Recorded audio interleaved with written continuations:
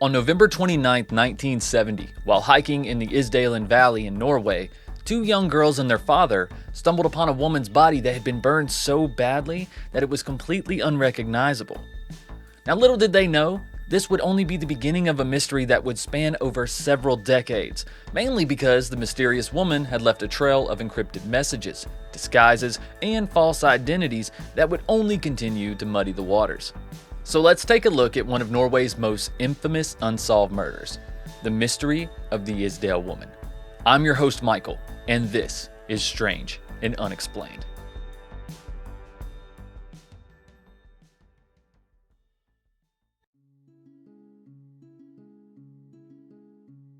So when officers arrived at the scene, theories were already beginning to fly. While some thought that the woman may have accidentally fallen into the fire and flung herself backward in a state of panic, others believed a potential murderer may be hiding out in the woods nearby. Her body was found lying in a pose that resembled a boxer or a fencer, with arms stretched out in front of the upper body. The pose, however, is pretty typical of victims that have been burned alive. Now, nearby to the corpse, authorities discovered the woman's personal items, all badly burned as well. Fragments of clothing, an umbrella, 2 melted plastic bottles, a partially consumed bottle of Closter liquor, and a plastic passport cover. There were also 2 pieces of jewelry that seemed to belong to the woman, but she wasn't wearing them. Instead, they had been placed around her body as if they were on display. It appeared that all identifying labels had been removed or burned from the items around her. The woman was approximately 5 feet 4 inches tall and aged somewhere between 25 and 40. She had long brownish black hair, a small round face, brown eyes, and small ears.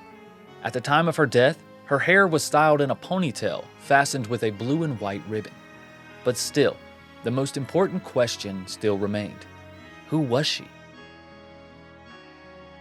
Several days later, authorities uncovered another interesting find, 2 suitcases that were seemingly abandoned at the luggage department of the Bergen railway station. One of the suitcases contained a set of reading glasses that had a fingerprint on the lens that matched the Isdal Woman.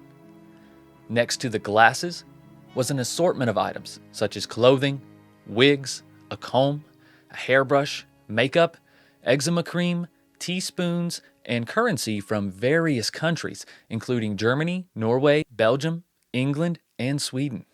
But once again, any labels that could have provided information about the woman, her clothes, or possessions had been removed. And as if this wasn't already confusing enough, authorities discovered an encrypted note in the woman's suitcase. After deciphering the codes, the police suspected that the note could reveal the hotels that she had visited and how long she stayed there.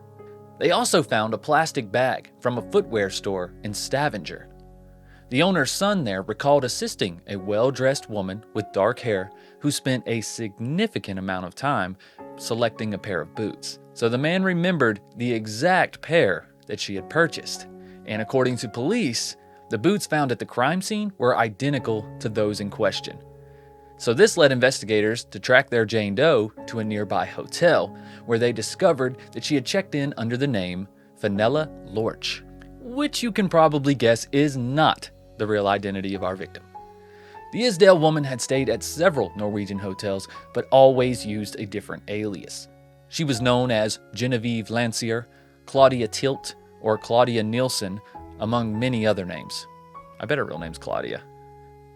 Now, because this was the Cold War era, and there was additional undisclosed evidence indicating a connection to the Norwegian Penguin missile trials, speculation quickly began forming over her possible involvement in espionage. But speculation really don't amount to much, does it? They were still no closer to finding out who this woman was. Now, during the autopsy, they found that she was not pregnant and had never given birth. Also, there was a bruise on her neck suggesting that she may have experienced a significant fall or received a blow of some type. There were also smoke particles in her lungs indicating that she was still breathing during the fire, which was pretty strong evidence that some type of fuel was used as an accelerant. And probably one of the most telling clues from the autopsy is that there were approximately 50 to 70 sleeping pills found in the woman's stomach. and not all of them had been completely absorbed into her bloodstream at the time of death. Now, they ultimately determined that her cause of death was attributed to a combination of carbon monoxide poisoning and the ingestion of sleeping pills, strongly suggesting the possibility of suicide. Now, while the theory may not have been widely accepted, it was the most plausible at the time, leading the case to being officially closed in 1971. The unknown woman received a Catholic funeral, which was attended almost exclusively by law enforcement. And in 2016, 46 years after the incident, Norwegian police made the decision to reopen the case. Their intention was to use modern forensic technology and DNA analysis and see what they could find. Today, we have a complete DNA profile of the Isdal Woman, determining her to be of European descent, and not much else. They're still collaborating with law enforcement agencies throughout Europe and are actively searching for a match to this day. But the woman's identity remains unknown as of the recording of this episode, and hopefully someday soon, we will have all the answers to what really happened to the Isdal Woman. One of Norway's most bizarre and confusing unsolved murders. Was the woman a spy, a witness, an accomplice to something darker? Unfortunately, we may never know.